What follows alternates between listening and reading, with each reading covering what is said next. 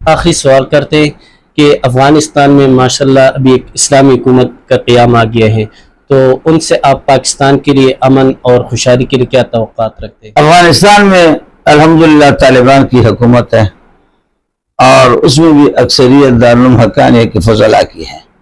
یعنی اس وقت جتنے بھی منسٹر ہیں اس میں سے اکثر جو اعلیٰ وزارتوں پر فائز ہیں وہ دارالعلوم حقانیہ کے فضلاء ہیں اور یہاں کے پڑھے ہوئے ہیں سارے.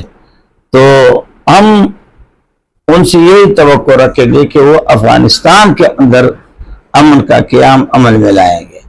وہ افغانستان کی ترقی کے لیے، افغانستان کی خوشحالی کے لیے، افغانستان میں پائیدار امن و استحکام کے لیے اور افغانستان کی سلامتی کے لیے کام کریں گے، اور وہ کر رہے ہیں، وہ لگے ہوئے ہیں. الحمدللہ ایک نقطہ جو ہے جس کے لیے دنیا ترس رہی ہے وہ امن ہے. امریکہ کے لوگ ترس رہے ہیں، برطانیہ میں لوگ ترس رہے ہیں، اس کے لیے افغانستان میں طالبان نے امن قائم کر دیا. یعنی ہزاروں میل اگر کوئی ایک خاتون علیحدہ بھی کوئی سفر کرے تو کوئی میری آنکھ سے بھی اس کی طرف نہیں دیکھ سکتا.